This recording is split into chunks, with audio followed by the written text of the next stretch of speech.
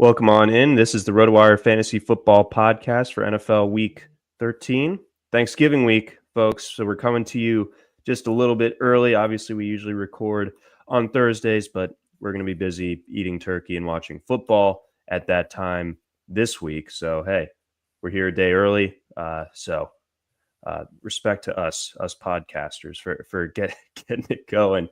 But we've got a fun one coming up this week. Every single team is playing. There are no buys this week, so that makes our lineup decisions a little bit easier than they have been, although it's just a brief reprieve because last week you had 6 teams on bye, and next week we will also have 6 teams on bye. So enjoy this, squeeze the most juice out of it as you can as you make your playoff push. But Mario, let's get things rolling with the Lions versus the Bears in Detroit to get us started on Thanksgiving. This game kicks at 12:30 Eastern.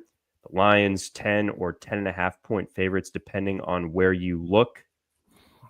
And the Lions just, I was talking to Nick Whalen yesterday, and it felt like the Lions had a down game last week, and they still won by, 18 points? I mean, they are just, they're too much. But the Bears, obviously, I think I think the word coming out of Chicago is that last Sunday was kind of an ideal game in the sense that they didn't win, so they didn't sacrifice any draft position, but they played well. They pushed the Vikings into overtime. They only lost by a field goal. Caleb Williams, of course, played arguably his best game of the season. We saw last year Detroit kind of get upset by the Packers and a Jordan Love team that was kind of, we didn't know what they were at this stage of the season last year. Is there any chance that the Bears can kind of put even a little bit of a scare into Detroit on Thursday? Well, the spread is asking a lot, 10 points, 10.5, whatever. That's a beatdown in the NFL in a divisional game, especially on a short week too. It's sort of like that one team that won by a lot had a good passing game somehow, even though it was a short week, and the other had like all the usual short week struggles. So it's a lot of points for the Lions to cover, but yeah, I think the Lions will win safely one way or another. I say that even though I have not at all lost the faith on Caleb Williams, and even though I think Thomas Brown has done a really impressive job, actually. That first game was pretty encouraging, and the one against the Vikings was really encouraging. Not that it was ever clean or easy looking for them, but they had some sign of life, which they never did under Waldron, and that's I know it's a low bar to kind of frame it that way, but that's a big start for where the Bears were starting, where the Bears were previously. So I think on the one hand, yeah, it's real, the improvement that we saw, but also it's the case that the Bears are still the same stupid Bears because they're run by Matt Eberflus and Ryan Poles. So Thomas Brown is working against these losers and trying to do the best that he can to make a real football team, but he has more working against him than he has at his disposal. So I think the Lions, even if they don't have Montgomery, I think they basically do as much damage as they want to. Like if they don't win by 10.5, I think it's basically because it's like Ben Johnson said, let's save these cards for later. Yeah, the notable injury coming into this one from a fantasy perspective is David Montgomery dealing with that shoulder issue that he picked up this past Sunday. So be wary of that, everyone that has Montgomery. And yeah, it feels like the kind of through line with when Caleb Williams has looked good this year. I kind of go back to the Bears game against the Texans early on, and in the first half of that game, he was looking good, and then things kind of fell apart towards the end. But the commonality was that he was getting the ball out really quickly, and it felt like over these last 2 weeks, like that they've kind of gone back to that and just been like, okay, just 1-2, get rid of it, and it seems to be kind of playing to his strengths.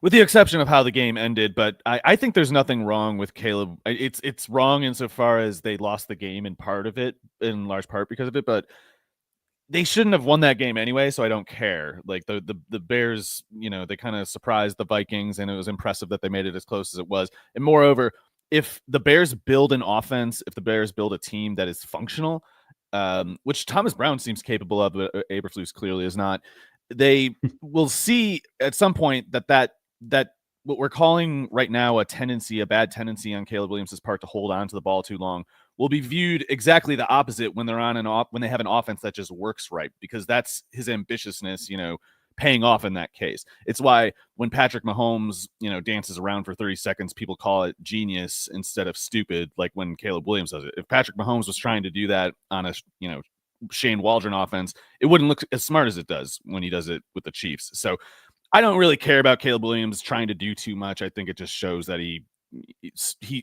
has the killer mindset still of like an actual like star quarterback who has rare talent and rare ambitions. So it's all the coach's fault. I'm not out on Caleb, but this Lions team is a finished product, and they're a very serious group. Yeah, the Caleb Williams, Patrick Mahomes example is sort of like that HR meme where it's like Patrick Mahomes dances around for 5 seconds in the pocket. It's like, oh, wow, amazing. And Caleb Williams does it, and it's like, HR, please, somebody get this man out of my cubicle. It is that, and but yeah, it comes down to like, does it work or not? And if it works, people go like, oh yeah, hold on to the ball, buddy, take time. Yeah. So eventually, once the Bears get something figured out, although I suppose we have basically their entire franchise history of. I got to think of a name for polls. Abe or lose, but I don't have one for polls. All right, we're going to workshop that over the holiday, no doubt. All right, let's get to the game that I think most people will probably try to like schedule their Thanksgiving nap around. We got the Giants and the Cowboys, 37.5. Is the total in this one. Obviously, Daniel Jones no longer a member of the Giants, and unfortunately, it doesn't look like the Cowboys have signed Daniel Jones as much of the internet was kind of hoping that they would, as a kind of a funny bit. But Tommy DeVito banged up. We're looking at the Cowboys 3.5-point favorites here. What are we looking at? As much as Tommy DeVito is a fun meme and actually better than Daniel Jones, I think it's still pretty clear Drew Lock is better than DeVito. I didn't think it was on the basis of competing today that they started DeVito over Lock last week, but it's I don't know. It's tough to think through these kinds of games because it's hard to tell how much political turmoil there is on both sides. Like there's both coaches maybe expect to get fired in the next couple of weeks or something like that. I think it'd be a huge mistake for the Giants to fire Dable, but John Mara did hire Joe Shane in the first place, so what would stop him from doing something stupid again? I can't think of any reason, but the Dallas defense might be somewhat dangerous just because Micah Parsons is there, and of course the Giants offense is just sort of vulnerable, so I don't know, maybe this is one of those settings where Parsons can just kind of single-handedly wreck the opposing offense. If he doesn't, that's not to say the Giants have a good game exactly. I mean, they might. I guess, if Neighbors could probably carry Lock a little bit. The running game for the Giants has shown some life at various points, and Dallas's run defense, of course, is awful. But it still seems to me like Dallas should be able to move the ball a little bit easier. That might be wrong. Cooper Rush is not very good. It's like everything he has going for him, it's all in his head. Like he has no accuracy, he has no velocity, he can't move. He just kind of knows a little bit about how to play quarterback. And in general, that's not enough, even against a bad defense, that's generally not enough. So as much as Cooper Rush is a gamer and, does a good job as a backup, like he could fail in this game, even though it's a weak defense. So I don't really want to bet on it. It seems to me like the team that has more success running probably wins, because I wouldn't expect either team to be able to throw the ball outside of, non-competitive situations. Yeah, I think that buttons it up pretty nicely. I think as far as like betting this game, because neither team is trustworthy, I will take the team getting the points, because I think this game could just be wacky. So I feel like the Giants can keep it to a field goal and therefore cover, just because there's no reason to be that confident in the Cowboys despite winning last week. I think that might have just exposed a little bit of rot on Washington's side. More than anything, and that game obviously got really weird. Also, it was Dallas the Super Bowl. The fourth quarter. When your season is over at week 4, it's like your Super Bowl becomes just the road game of the division team you hate the most. Exactly. So, and they weren't going to be able to do do that against the Eagles or something like that. So it's like, okay, let's Yeah. readjust our. You have to be our you have to be expectations. realistic. It's the Super Bowl when the team you hate the most and also could plausibly beat. You don't want, they of course would just get wrecked by the Eagles and it would be pointless. A bad Super Bowl. Boy, the Eagles are looking real scary right now. Let's get to the night game. This is an interesting one. I think if you're the Dolphins, so this is the Dolphins-Packers game on Thursday night.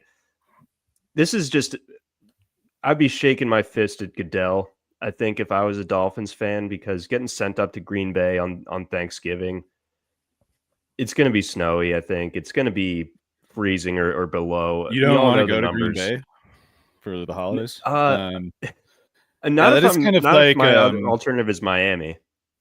Yeah, it is kind of like the South Park episode where there's the couple that wins some game show prize and it's just a trip to South Park. It's like that's kind of it's like happy holidays. You gotta go hang out at some we've got some diners, we've got some dive bars, we've got some bowling alleys, and you can leave if you don't like it.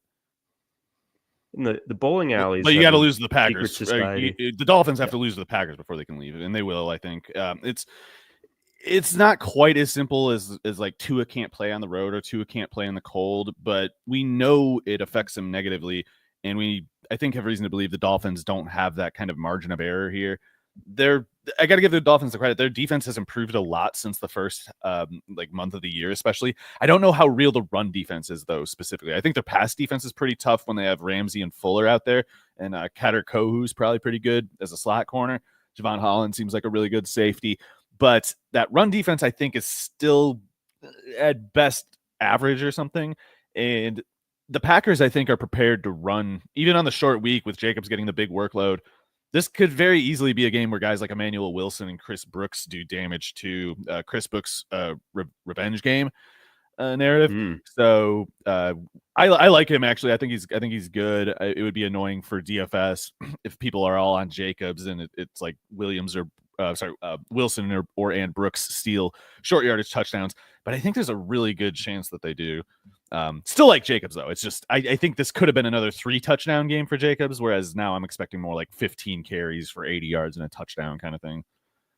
Yeah, because they kind of have the luxury of, you get a game like you did last week against the Niners, and it's like, okay, like, this is something that we want to keep fresh come January. And when you have guys like Wilson and Brooks that can give you quality reps, it definitely makes sense. What do you think of the impact potentially of Romeo Doubs not playing? Because he obviously picked up the concussion this past Sunday, so probably unlikely that he's going to be available. Well, it hurts the Packers a little bit, but this is a shock they're pretty well built to withstand because they have such good wideout depth.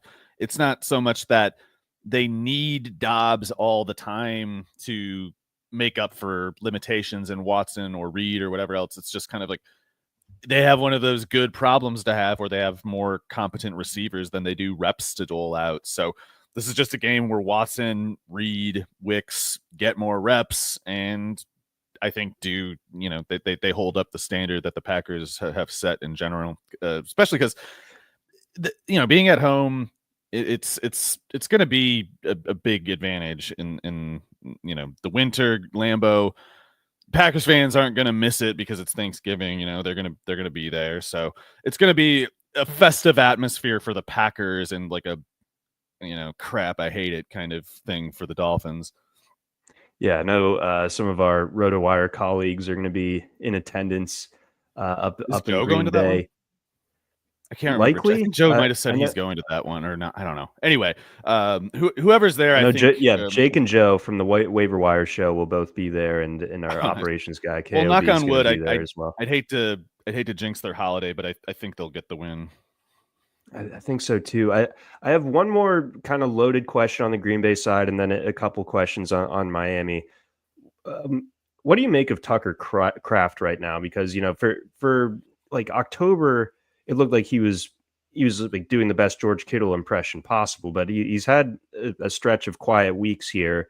We have him ranked as tight end 25 this week, so where are you at with him and what's going on? He was just blocking a lot in week 11. I don't know if that's because I don't know what the reason is for that, but Kraft is awesome. I think he's already one of the best tight ends in the league. And if he has a down week, I think it's just because the Packers sort of scaled down their passing attack. And between Love's injuries and there was like a weather game in there, something like that. I think it's just been a fluky sort of set of circumstances that have made Kraft lag a little bit. He'll always have the limitation, or if the Packers continue to use him the way they have, he'll always have the limitation of the low depth of target. I'm really curious to see if they give him some big, more complex routes at some point, though, because Kraft is clearly, fast. He can run downfield. I think they should give it a shot. But in the meantime, they're kind of content to use him as this guy who's a plus blocker on the inline rep and provides big, easy yards after the catch as a check down guy. And it makes sense. LaFleur has a coherent and well-designed offense. It's not ideal for Kraft's fantasy usage, though, of course, because he's very yards after the catch dependent. Yes. And then on the Dolphins side, you kind of let off talking about the limitations with Tua in this type of environment. You'd want to run the ball a little bit more, right? And as much as we love Devin Achane, like he's not like so this feels like it would be a spot to get Jalen Wright involved a little bit more, wouldn't it not? I think so. It does seem like the Dolphins have phased out Raheem Mostert, which is, on the one hand, too bad because he's a really good player and it's easy to like. But Jalen Wright is probably better right now, and obviously Jalen Wright has a big future in the league. So particularly when as you said, the Dolphins kind of need to run more, or at least if we're assuming Tua, is less than Miami home game, Tua, they would need to make up the difference on the ground. Achane is awesome. I think I still have an ongoing concern about how much usage they're giving him. I think at best, when you give a guy that little, the kind of work that the Dolphins have been giving him this year, you're probably taking that 4.28 40 and turning it into like a 4.45 this late in the year. But that's still fast. And Achane isn't just a speed guy. He has great vision, good balance, runs hard. He's a complete running back, even though he's small. But he is small. And I think that's another reason why they ought to try to get Jalen Wright going a little more. But I think we can say the Dolphins do have a chance, because if Achane has a big game, then that's just, the Dolphins are just in it for sure. But if Tua can't throw the ball, the Packers might be willing to make the bet that they can kind of put a little more toward the run than they normally would. Because if Tua is just throwing these ducks that get shot out of the air the second he throws them, it's like you're still worried about Tyreek and Jalen Waddle going after the catch, but it's a lot different than needing to worry about the whole field. No, absolutely. Let's get on over to the Black Friday game. We've got the Chiefs and the Raiders. Raiders obviously have some quarterback carousel issues going on with Gardner Minshew suffering the season-ending shoulder injury, collarbone injury. So therefore, we've got the Chiefs 12.5-point favorites here in a low total of just 42.5. So that is supposed to be ugly and not close. Right. I guess that was supposed to be the thing with the Panthers game too, and the Chiefs somehow almost lost it.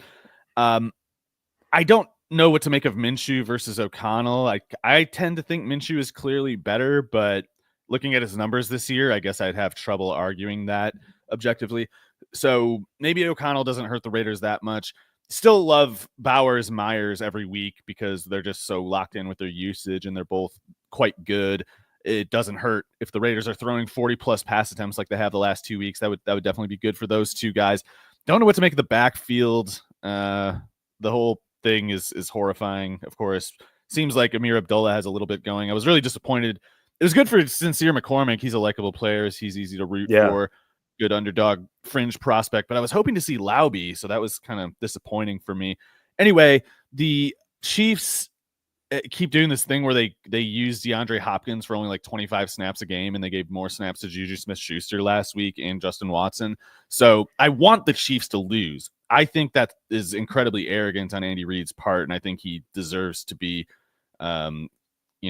shamed and disciplined by God. And they lose to the Raiders again on a holiday again. That would be like a that'd be one of those moments where you're just like, oh, it just feels, the world just feels a little better. But the world will not get better, John. The Chiefs will win. Yeah, I tend to fear that you're right. Do you think, over the last couple of weeks, it seems like Noah Gray's gotten a little bit more involved. Is he maybe just DFS relevant at this point, or is he, maybe deeper league? You make a consideration here. Well, Travis Kelce has legitimately struggled all year. It isn't the thing. It wasn't the thing like, oh, they're saving his best tricks for the playoffs. I don't doubt that that Kelce will kick it into a higher gear in the playoffs, but he's been just kind of not good this year. Not that it's his fault. It's more like they're putting too much on him and not giving him enough relief. Noah Gray has picked up the slack at a lot of points this year. He's clearly a good player, and it's a good indication for Gray long term. Like if he gets another contract on another team, the way this year has gone, we have reason to believe Gray can kind of scale up into, just one of the better starters in the league. So that's however, I see it in the meantime more like it's a problem for Kelce more than it is something easily capitalized on in fantasy. So I'm not going to tell anyone to make room for Gray, but it's hard to tell anyone like they can't do it. It's just a little bit unconventional, and there's some known risks baked in. And then lastly, Pacheco puts in a full practice earlier this week. Are you expecting him out there? And if so, can managers feel okay about starting him? I'd really hate to have to make this call because Pacheco is a really good player, or at least he's a really good fit for the Chiefs offense, and if they give him the usage in this game, he will produce for sure. The problem, the difficulty for me in this case is that I don't know how sure we can be that Pacheco will play much. If I was the Chiefs, I wouldn't have him play much at all. I would have this game just be one where we treat it like the third preseason game or whatever, and we just give him kind of like a couple drives just to let him feel like he's, shaking off the rust a little bit in time for next week's game against the Chargers, which actually matters. And I think in that game, we can be completely certain the Chiefs will make Pacheco the 3-down starter for that game. I don't know if it's necessary. It almost certainly isn't necessary against the Raiders, though. And I think it makes sense to ease him back in, especially when he's, such a violent runner with a pretty, not substantial injury history, but he has like a steady rate of getting nicked up at this point, and you don't really want to invite that risk in a game you already are going to win for almost certain. Yeah, I think give him a couple drives. You kind of get to capitalize on having like the longer week of rest. So like get him reacclimated to game action, and then give him the longer rest period into next week. Yeah, I think it would make some sense. He'll get fed against the Chargers. Yeah, there we go. So I think Kareem Hunt probably still the guy you'd rather play, and it's probably not unreasonable to suspect that most people that have Pacheco also have Kareem Hunt, or at least the smart ones do, that are still in the playoff hunt for their leagues. Before we get on to the Sunday slate, got a message from our pal, Nick Whalen. He's going to tell you things about DraftKings Pick 6. We're proud to be brought to you by DraftKings Pick 6. So many NFL offerings each week over at Pick 6. Been enjoying playing on the Pick 6 platform each and every week of the NFL season. Think a certain quarterback will throw for more than 300 yards. How about your favorite receiver scoring a touchdown? Check out Pick 6, the newest way to play fantasy football and win cash right now with DraftKings. Here's how it works. Just pick 2 to 6 players of the same sport and choose if they'll have more or less of a given stat. Yards, catches, touchdowns, etc. Lock in those picks and compete against opponents for a shot at huge cash prizes.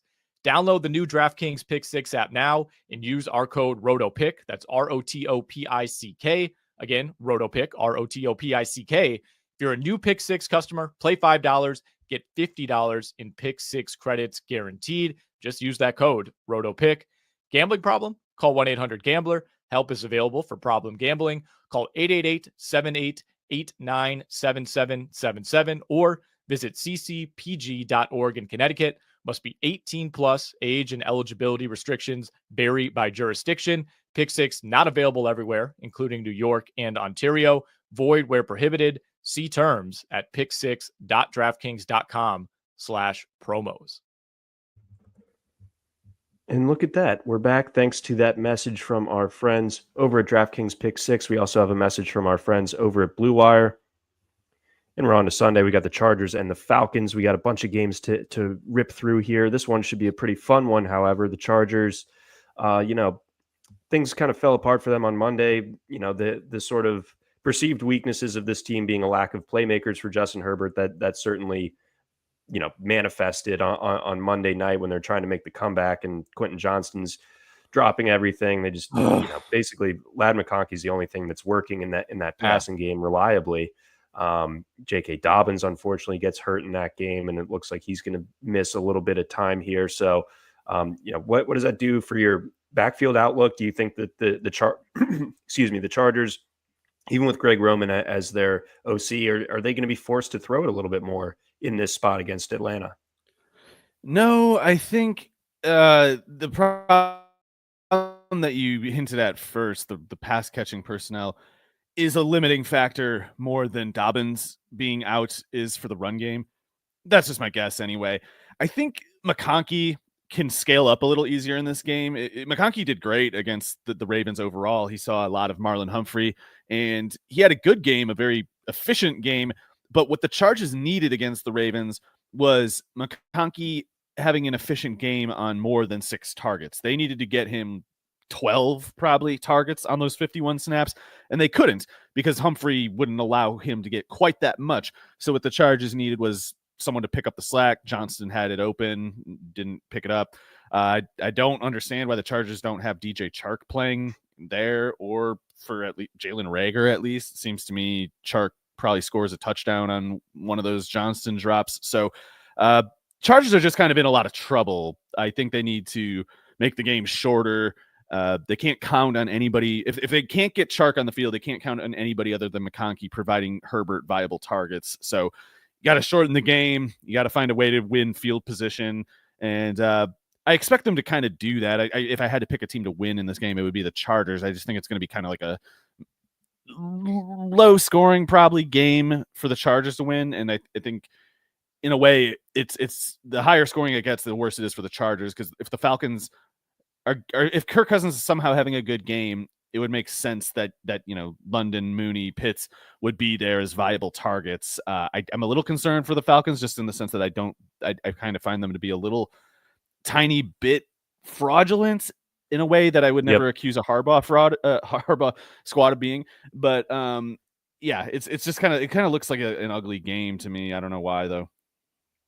Yeah, I keep coming back to the coaching for this game because it's obviously a pretty narrow spread with the Chargers just 1.5 point favorites. But if it's a relative toss up, I'm probably going to side with the Harbaugh side of the ledger. Looking ahead for McConkey,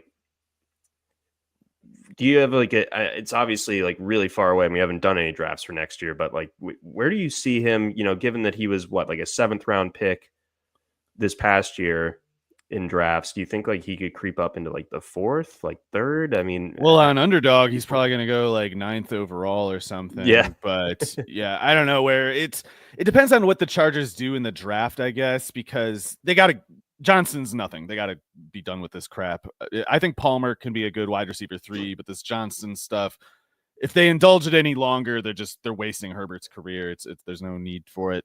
So on the one hand, I think the Chargers need more. I don't know how much they'll be able to put toward that. I definitely expect Harbaugh to want a lot of defense and run defense and stuff like that, just to always be in the acquisition plan, no matter how well they played defense or ran the ball the previous year.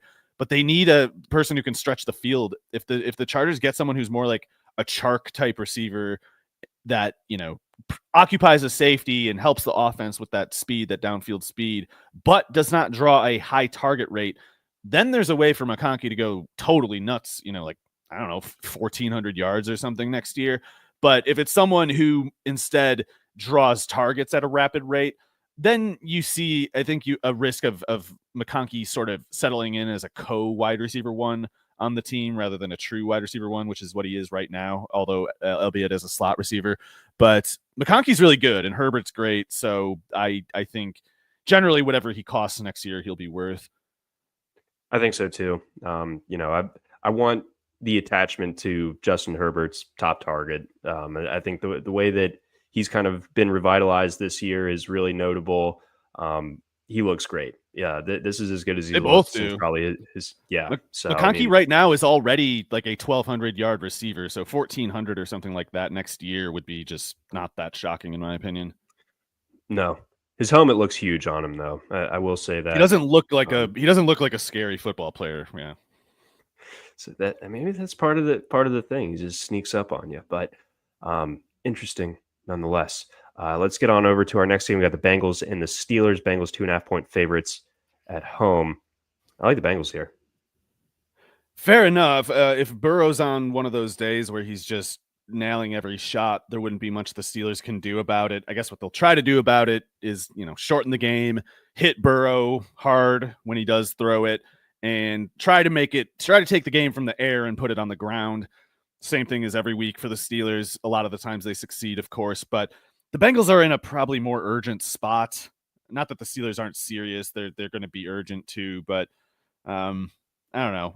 If I had to pick, I'd pick the Steelers, but I am afraid to pick one in this game, and I'm just deferring to the Steelers' defense and reputation, basically. Yeah, I'm trying to remember the AFC North flow chart for this particular rivalry because we know like the Steelers own the Ravens, who are owned by the Browns, or the Browns. I feel like the Steelers and Bengals Bengals are kind of split. Like Burrow had one really big game a couple years ago against them, but like most quarterbacks, he usually has to struggle a little bit against the Steelers. The Steelers just never really make things easy for anybody for long. It's like if you're getting space against them, if your guys are running free, you gotta bask in it because they're gonna start gouging your eyes and twisting your fingers in the piles and stuff like that, and just making the game really violent and bleak. Yep. And speaking of violent and bleak, we got the Jaguars and the Texans. Texans 4.5-point favorites on the road in Jacksonville. It sounds like there's an outside. I mean, given the spread, it seems like there's an outside possibility that Trevor Lawrence makes his return from a left shoulder injury in this game. I think we know what the book is on this Jaguars team at this point. They're off the bye, but they're dead team walking. Still haven't made the move coaching wise yet. So I mean, it is what it is. But the Texans, I think, are more worthy of discussion because they're falling. I think we can say in week 13 they're falling short of expectations this year. Yeah, definitely. I mean, the things that we projected as being strengths of the team are not, if only because of personnel missing in the case at receiver. And then the offensive line, admittedly, does not really have an injury excuse. It's just they kind of suck. And I don't really understand how that happened quite so badly. They didn't play that bad last year as a group. I guess in hindsight, too, the Texans could have done things a little better with how they spent their money on offense, spent their draft picks on offense. You're giving a guy like Robert Woods something like $10 million to be a mascot. You're giving Dalton Schultz $12 million to be the 55th best tight end in the NFL. You do stuff like that, and you're going to invite misfortune on yourself. You might be able to transcend that kind of stuff when you're a finished great product as a team. Like the Chiefs, they waste they waste reps, draft picks, signings, whatever. But it's okay because Mahomes overrules everything and it's fine. But the Texans are still a team. They were ascending, yes, but they were still building. They weren't a finished product truly. And if you take a team that we're projecting to be really good because we're assuming great receivers, great quarterback, good offensive line, and it instead turns out to be like pretty good receivers, awful offensive line, and then you don't have you have no way to make up for it.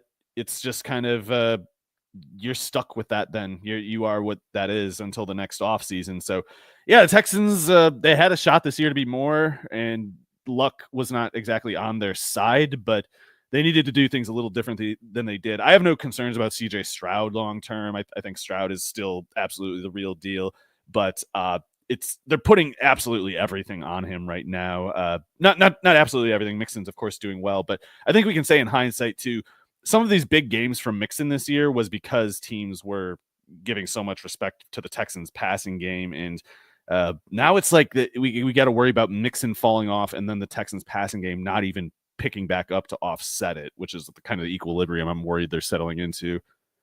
Yeah, no, I think that's a really strong point because Mixon has been such a effective piece of that offense when other things haven't been working. But you start loading the box a little bit more, and you look at the kind of lack of relative skill depth in the passing game where it's Nico Collins or nobody at this point. It gets a lot trickier. Dell's the one I'm actually disappointed in. I don't know how he was so good as a rookie, and this year he just hasn't really been very good. And I'm back on not calling him a full fraud, but I am at least back on, Josh Downs was clearly the better player as a prospect.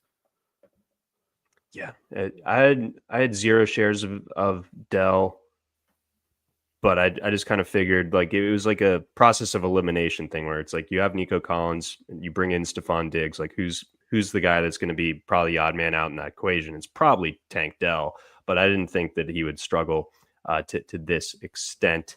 Let's pick up the Cards Vikings at home, 3.5-point favorites here. Disappointing game from both of them, although the Vikings got the win last week. The Cardinals just kind of got their offense caved in, it looked like a little bit by Seattle.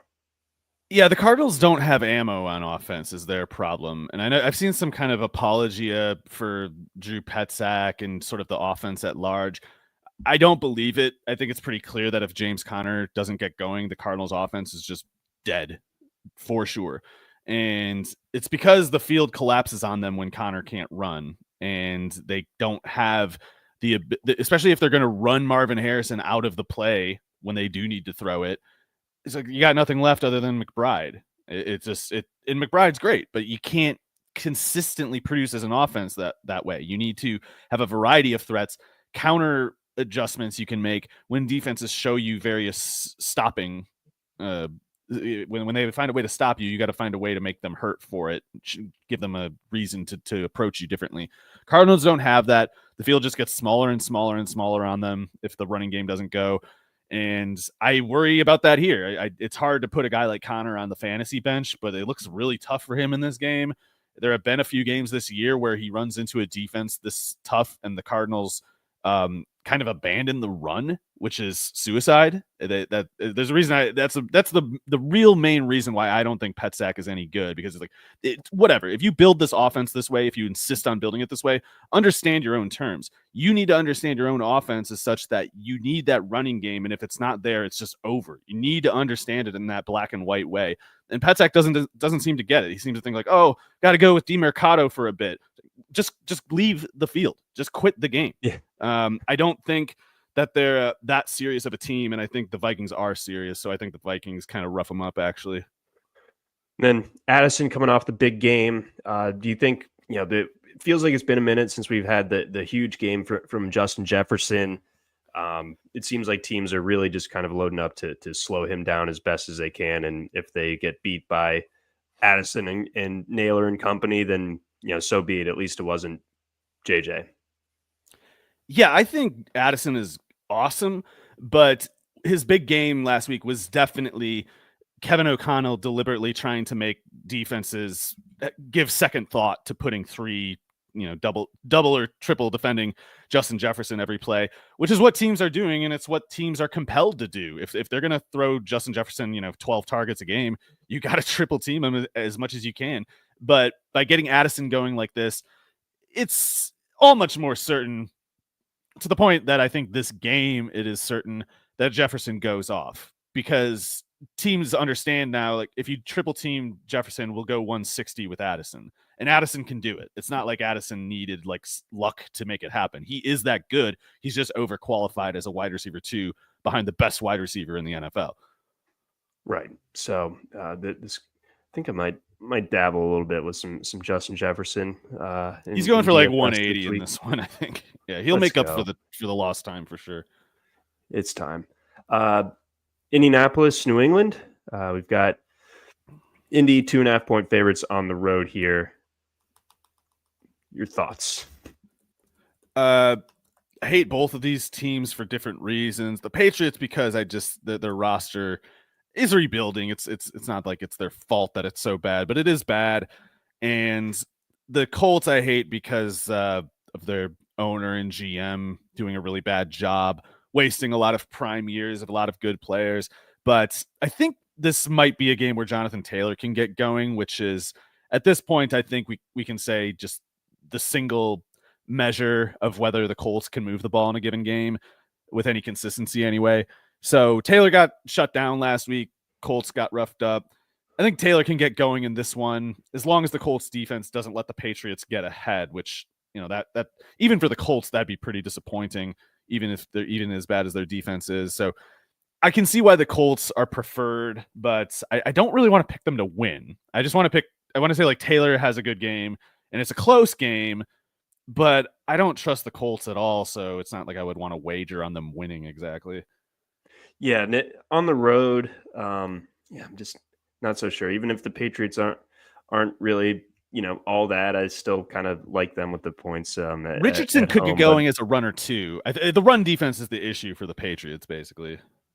Interesting. Okay, well that definitely underscores the thought that maybe Jonathan Taylor gets going, Richardson gets going on the ground. So that'll be the key detail to look for when Indianapolis has the ball.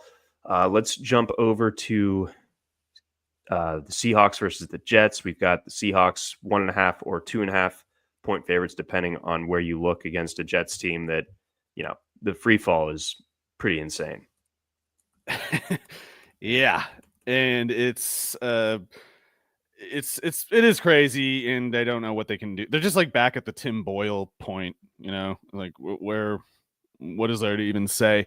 The Seahawks are not exactly a good team, and I guess they could kind of blow it in some way or another, but it doesn't really seem that possible. And it just doesn't. As long as Garrett Wilson and that's the one thing, I guess. Garrett Wilson and Breece Hall, I think, are from scrimmage threats that are so substantial. You always have to take the Jets that certain amount of seriously to make sure those two don't go like Super Saiyan on you. Because if they do, the Seahawks don't project to be able to score with enough ease to be completely safe in that event. But those two guys have been kneecapped all year by Aaron Rodgers and the Nate Hackett offense. So it seems fair to kind of expect more of that, even though those two are obviously both great players. Right. So, I mean, there's always that looming threat. It's just like it doesn't feel like they're going to get to it and maximize it properly. It feels like maybe the Seahawks defense turning a corner a little bit in their own right. Yeah. Titans, Commanders. Boy.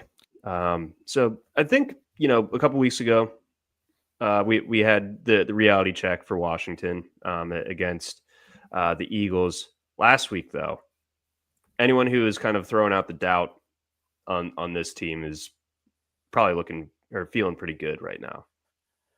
Well, it just speaks to kind of the struggle, the common struggle that these rebuilding and ascending teams run into when they get success for the first time. It's like, it's impressive that Washington had the run they did to start the year, but they had to understand that when they start winning that way, the bullseye goes on to you. Nobody really spends their off seasons or bye weeks worrying about the Panthers right now, but when Washington won those games, it all of a sudden made them an item of interest. And Cliff Kingsbury's scheme getting more scrutiny, more focus from defensive coordinators, defensive thinkers around the league, that was going to start pressing their margins. We had reason to think, that just in general, they were probably due for some bad luck because they probably had some good luck in their strong run to begin the year.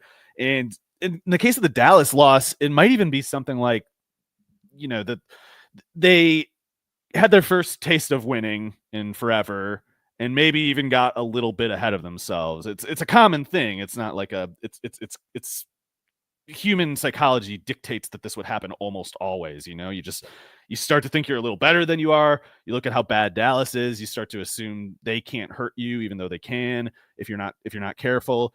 And maybe you're a little less careful than you needed to be. All these things happening a little bit at once can kind of add up and take down what should have been an easy win for them against Dallas. With that said, I don't have the concern about them overlooking the Titans for that if only because they lost against the Cowboys. They're going to be in a really bad mood, and I think they're going to take it out on the Titans. Okay, and on the Titans side, I mean, they're riding high a little bit after last week, and the passing game is starting to get going a little bit, and Pollard's playing about as well as Pollard can. Do you think? I mean, I don't think that this sort of deep shots only approach for Tennessee is going to be sustainable. But I do think, especially with Lattimore seemingly still not ready to rock for Washington, still, that maybe they do land a couple of those haymakers here. They might, and Levis seems to prefer those throws over any other kind. If you remember, his big game as a rookie was against the Falcons. He only threw 20 passes and had 4 touchdowns because they were all just bombs. And after that, defenses started just saying, like, okay, let's sit deep against Levis then. And he kind of just, turned into a pumpkin. But this year, credit to Brian Callahan. I still think he's terrible as a head coach. I still think he's an abhorrent nepotism case. But he, that was a real win they had last week against a difficult opponent. So they get some credit for that. Tony Pollard is having a very productive year. So some credit in that sense too to Callahan.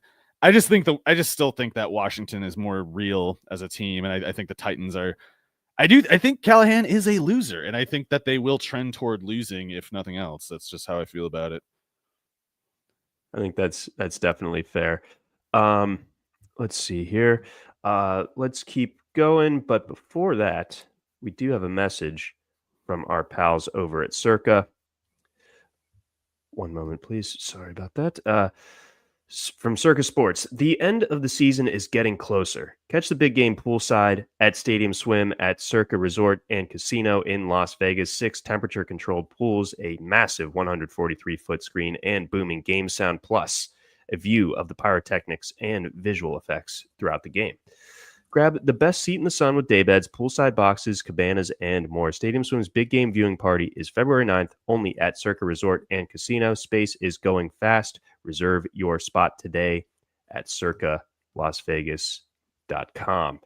All right, afternoon slate. We've got the Bucs and the Panthers. The Buccaneers took care of business last week again against the Giants team that, doesn't do that. So, I mean, that was not overly surprising. It was a little bit surprising that it was the magnitude of the beatdown that the Bucs put on them.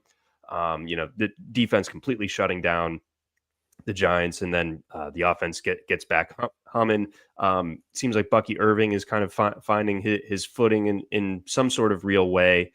You have Mike Evans now back in the fold as well. So how does this project on the Buccaneers side going up against this Carolina defense? The Buccaneers offense should keep rolling. Liam Cohen seems to be doing a really good job, and including he's doing a good job of keeping defenses guessing what they want to do at all. It's like they're kind of shorthanded because of the Godwin injury, but every week it seems like the Buccaneers unveil a slightly different game plan, and the Otten 10 target games, and then last week he doesn't really do a whole lot, and it might seem like a bad sign for Otten. It's disappointing that he couldn't do more, of course, but I think it's just Cohen's very deliberately sequencing his usage and kind of trying to keep a consistent element of surprise in play, which is exactly what you need to do as an offensive coordinator.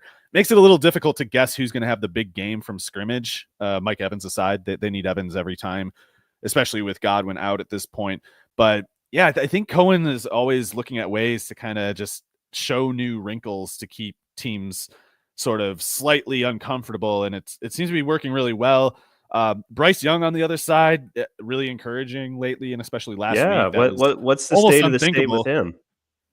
Yeah, it was almost unthinkable that Young could take the Chiefs down that close, and that's a really good defense. It was such that you wouldn't even have reason to think Young could play decently against the worst defense in the NFL, a month ago. So to do so well against the Chiefs is really encouraging. And hopefully he keeps it up, because it's like, I doubted and continue to somewhat doubt Bryce Young as a prospect, but it wasn't any fun seeing him suffer out there. It's not like it's fair to him to have to deal with, how bad things were. So if he can keep it going, that'd be great. And this Buccaneers defense, I still don't believe in. Maybe the run defense can finish the year a little better than it started, but I don't believe in the cornerback personnel at all. So not to say Young has 2 good games in a row, but he, if he plays like last week, he should. So yeah, I think that's the thing. Like the Panther season is obviously over and long has been, but you're entering next year. You're entering the draft with a really high pick. You look at this quarterback class, but you already spent, the first overall pick, and it's more than just spending the first overall pick. What they gave up to move into that position was, so significant. You start to see a pulse out of Bryce Young the rest of this season, regardless of the win-loss column. Like, how do you feel about that? Where this Panthers rebuild can go. I mean, I don't think that either of us would be tricked into thinking that, he all of a sudden has this high ceiling, but it's not, there's a chance here that it's not the disaster that it looked like, for the first, 20 games of his career. Yeah, I think what we're going to see is, Bryce Young is still a delicate quarterback. I don't mean like physically delicate. I mean, like, his application is delicate. There's certain situations he just can't hang because he's so small and doesn't have the throwing velocity to make up for it, doesn't have the speed to make up for it. So you need to build a solid structure for him, a shelter for him, basically. But Canales has, I think, done an okay job this year. He was pretty impressive with the Buccaneers last year. Maybe Canales is maybe it just took some time for Canales to figure out the particulars of the types of looks that Young needs to be in his own element. And certainly, as much as Young struggled as a rookie, it would be crazy to suggest that Frank Reich put him in any decent spots at any point. It's like that was just a clown coaching staff to start with. So that was always like against Young, and it wasn't his fault. But Canales, if he's any good, there really might be something to salvage here. I just think it's the best case for Bryce Young is probably emerging as like an Alex Smith type quarterback or something, where he throws like 18 touchdowns to 5 interceptions every year, and hopefully just kind of keeps you from falling into too many, turnover traps. I think, you get some experience here. You get things pointed in the right direction. I think if you're the Panthers, you eschew this quarterback class, which I already kind of don't think is all that good to begin with, and you just get Bryce Young another difference maker, because Adam Thielen's not going to be around for forever. Leggett is fun and interesting, and they've done well to find some hidden gems like Jalen Coker, but this is a pretty good receiver class. Like if they can get like a Tet McMillan in the mix, or that would be pretty enormous. Yeah. I think they got to build their defense too, and go to they need a good defense, and they need to go run heavy. But yeah, if they get one real legitimate wide receiver 1 type for him, that would be ideal. Like a low volume passing game, but with a killer group of pass catchers to carry it, and then a defense to buy you a lot of cushion. That's kind of the model they need. Yeah, I think so as well. So more of a meta analysis of the Panthers for moving forward than this game. I think there's a very good reason as to why the Buccaneers are 6-point favorites. Yeah, I think you can still get the Bucs at plus money to win the NFC South. I think I'm going to go ahead and take advantage of that before this weekend. We've got the Rams and the Saints. Rams 3-point favorites. I literally don't know what to do with this game. It's a weird matchup. I just never know what to do with the Saints, I guess. It's always like, right. I expect them to fail in some way or have some kind of huge problem, but nothing ever seems to go quite the same week to week with them. But I think that we can assume the Rams, they're not gonna stay down forever. McVay's offense has never stayed down forever, and the Eagles' defense is probably top 3, top 5, something like that. So I don't take it as a huge negative that for the Rams' overall competitiveness that they lost to the Eagles, because the Eagles just kind of had their number at pretty much every turn, So that won't be the case here. I don't think the Saints will have McVay's number much or at all. So I think the Rams, I don't expect their defense to be dominant or anything like that, but I think they're somewhat comfortable in this game.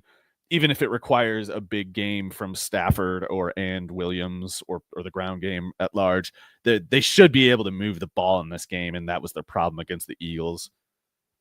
Yeah, the Eagles, especially in the second half, were just really caving it in. The limitation on Stafford is just the lack of mobility at this point, and when you're getting pressure up the middle the way that the Eagles were, it's just things can just kind of go sideways really quickly too.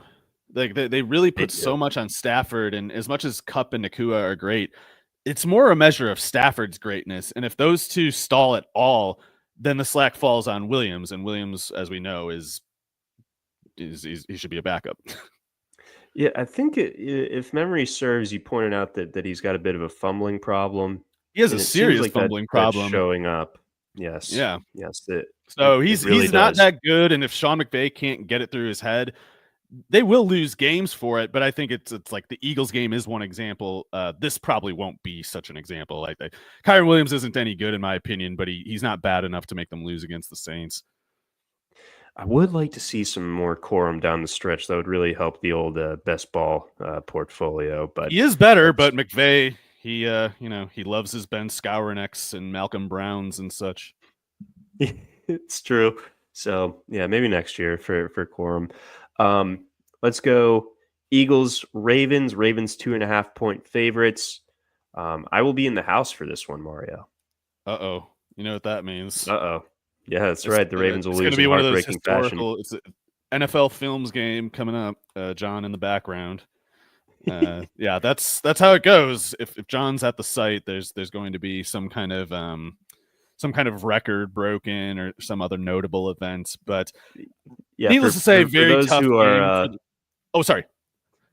For those who are not deep into our podcast lore, I was there for the crazy comeback in 2000 against the Jaguars. I was there for Jamal Lewis breaking the single game rushing record. I was there for the crazy back and forth game against the Seahawks with Anthony Wright and Marcus Robinson going crazy. Week 1, Ed Reed not getting.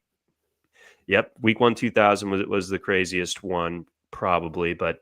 Yeah, I've seen some stuff at M&T Bank Stadium, and this one I think is going to be interesting, and I think it'll be fun to be there in the sense that like Baltimore and Philly are kind of like they're like in like the animal kingdom sense, they're like the two same animal that just live on different continents, but they occupy the same role within their respective ecosystem, but they never really cross paths, because NFC and AFC, but they're Philly and Baltimore is very similar. Philly is just kind of Baltimore with better PR, I feel like, but that's besides the point.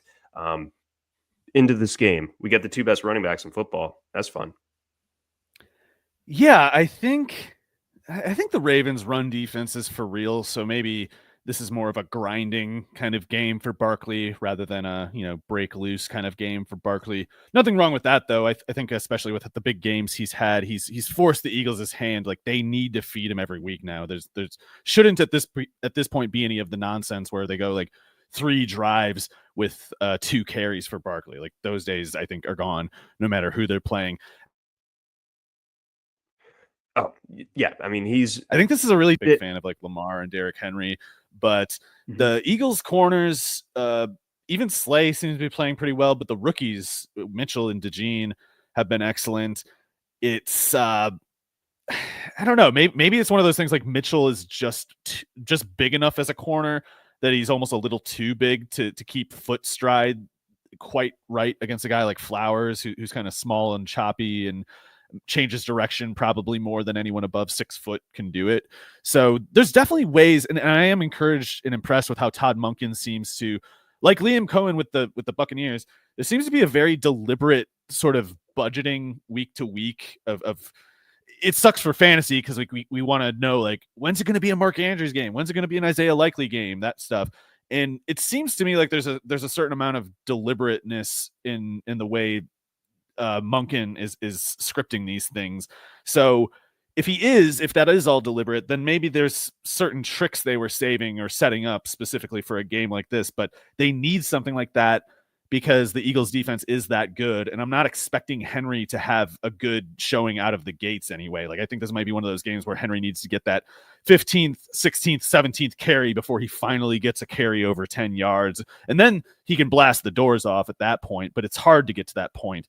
So it's really hard to pick a winner in this one. Definitely helps for Baltimore that it's in Baltimore rather than Philly, but I don't know. I'll take the Ravens, I guess, just because I still don't believe in Jalen Hurts, and I believe something to the effect of, like, if you keep A.J. Brown under 120 yards, you should be okay here. But A.J. Brown can go over 120 yards, so it's not exactly an obvious outcome, in my opinion. Yeah, the Ravens' pass defense, like it's looked better the last two games, but it's still certainly a weak point. But yeah, the way there's the no Eagles Quentin are Johnston walking through that door this time, though. No, it's AJ Brown. So that's Nate Wiggins was getting picked on a little bit this past week. Humphrey, I think he just doesn't have. I think he's lost a little bit of a step, so he has to be physical, and that invites some penalties. Trey White is still kind of learning the defense, but I think he's been a reasonably good pickup thus far. But when like you're kind of out of that, and then you got like Brandon Stevens or Jalen Armour Davis. Things can get tested in a hurry, but again, we'll see if the Eagles go with that that passing approach, because the Eagles need Smith back. If the Eagles have Smith back, then that's huge for them. So, absolutely. Because if they don't have Smith, then you can sort of triple team AJ Brown and contain him to 100 yards or so. But Smith going against the getting single coverage, that could go bad for the Ravens. I think so as well. Well, I mean, that'd be kind of a quick turnaround for a hamstring injury, so we'll see. I had to kind of just mention it because it changes so much of the calculus if he were to return. Yeah, no question. So we'll know more about his status. I think once the Wednesday practice reports come out. I didn't know Devontae Smith was already 26. I'm kind of surprised by that for some reason. We're old, dude. Well, you're not, but I'm. I'm getting there. I feel the aches and pains. Let's go Niners, Bills. We got the Bills as 6.5 point favorites in this one at home against a flagging San Francisco team. Yeah, there's been some games this year where I expected the Bills to have a really easy time. That Dolphins game a few weeks ago, that they somehow made it more complicated. And then there were games where I thought it would be complicated for the Bills, and they actually just kind of dominate. So I don't know what to think anymore, but this looks like a game the Bills should just kind of dominate. So maybe that means it's going to be one of those wacky ones instead. I don't know, but I definitely taking the Bills, and I don't know if it's probably a good game for Josh Allen because the 49ers defense is far from full strength. And I do think that every week Amari Cooper is there, he gets substantially more dangerous. So Cooper and Shakir should be enough. Josh Allen rushing threat, et cetera. That I think the Bills are prepared to kind of zip this one up early if they show up with a if they don't sleepwalk into it. Yeah, I think this is a real danger spot for the Niners, even if Purdy's back. There's something up with this Niners team. They've just not really looked the part basically since week one. The window closed. I guess so. That's what it's looking like. I mean, it's not going to be easy for them to make the playoffs unless they win the division, which is certainly possible. And this game wouldn't impact the division too much, but even still, they don't look dangerous. It's kind of reopened the discussion on like who the best team in the NFC is. And I think that's open and shut as far as the Lions, but now it's the Eagles, and who's the third best team? I'd probably lean with the Packers, but I think that there's a certain order of magnitude between the Eagles and the Packers. Yeah, I'd see it that way too. I think the Vikings are in that conversation too, but the 49ers, it's I don't know. I think the despair is kind of setting in, and that's different from urgency. It's the backs are against the wall. Yes. And sometimes that gets a team to really tap into something, inside themselves that they didn't know was there. But I think they're starting to encroach upon that problem where they start to more so deep down believe that it isn't there, which is a little different. And when you don't believe, you can't. It's hard to act like you do. It's hard to lie. Yeah. To that extent, and to get yourself up, especially in a game like this in Buffalo, where I think we might get a little bit of weather there as well, and it's going to be pretty fun. Rounding it out, we've got the Browns and the Broncos. The Broncos 5.5 point favorites at home. I feel like Cortland Sutton has really kind of quietly been like the best pick you could have made in like the 9th round. Yeah, he's a good player, and I guess with Bo Nix not turning out, but producing at a level that makes Sutton viable. The theory with Sutton turned into an obvious theory to practice translations. Like, we know for sure Sutton is going to get a high target share in this offense, and if those targets were viable, it's obviously just gonna work. Then it would work. And we were worried he wouldn't have viable targets for the first month. It looked like he might not, but Bo Nix has really looked good lately, I think. And I thought his numbers didn't even look as good as his tape did last week. Nix is making some legitimate, tough veteran throws and throws that above average quarterbacks make. I was previously just hoping he might be average, and now I'm starting to wonder if he really might be more than that. And if he is, Sutton just rolls. Certainly, you're starting him either way. I don't care about Denzel Ward shadowing Sutton. Sutton's 6'4", and he's going to get the jump ball if it really comes down to it. But Devon Vele looks like a real pickup for them too. He's I think pulling away from Lil Jordan Humphrey in the slot, and as long as Vele can stay over 40 snaps per game, I think he can be probably not fantasy wide receiver 3, but like that kind of guy who if you have to put him in the flex, and even though you don't feel that great about it, it turns out surprisingly well a lot of the time, because he is big and fast. And he was productive at Utah. He was a weird prospect because he went on an LDS mission, and it was like, right. Well, he's like 24. He should be beating the Pac-12 corners, but it turns out that he's pretty good. And if Nix is pretty good, the Broncos offense, the passing game of all things, might actually be maybe not decent, but a lot better than we expected. And being anywhere near average as a passing game for the Broncos is a pretty big success considering the way things looked in September. Boy, yeah, I mean they looked. That Seattle game in the opener is like, what is this? The Steelers game too. It was like, this looks like this is just bad. And Nick's big credit to him that he was not rattled at any point. The tape was ugly that September, but he really didn't care. He was not deterred at all. And you're seeing the benefits of that now. Is like he didn't get rattled, and he just kind of stayed on it. So correct me if I'm wrong, but was your comp for Knicks like something like a Jeff Garcia? I don't remember making a specific comp for him coming out, but watching him play in the NFL so far, that's definitely what comes to mind to me. I love Jeff Garcia. Jeff Garcia underrated in the history books. Like he was a fun player, and just had to be in the shadow of following Montana. He was a fantasy monster too. Oh man. With a 49er. San Jose State. Where do you go to school? Bang. Very nice. Still and got Canada. It. That's right. On the Browns side of the ledger, so they're obviously coming off that really fun win over the Steelers in the snow. Chubb looked better. What can we expect from him here? I am not expecting a whole lot. I don't know. It's still better to have Winston than Watson at quarterback, but I'm still not exactly sold on the Jameis Winston passing game. It's just kind of more entertaining, and it has some signs of life. Whereas with Watson, it was the exact opposite.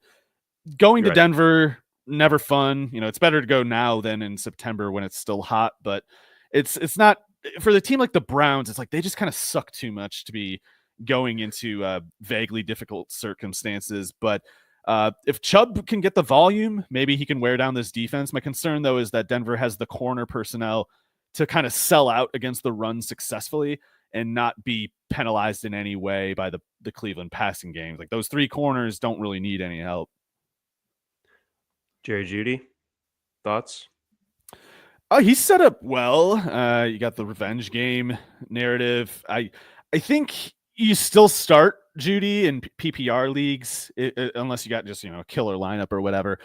You're expecting a much better fantasy game than a real life game here. I'm not expecting Jeudy to beat Patrick Surtain with regularity, but the Broncos might not shadow Jeudy with Surtain.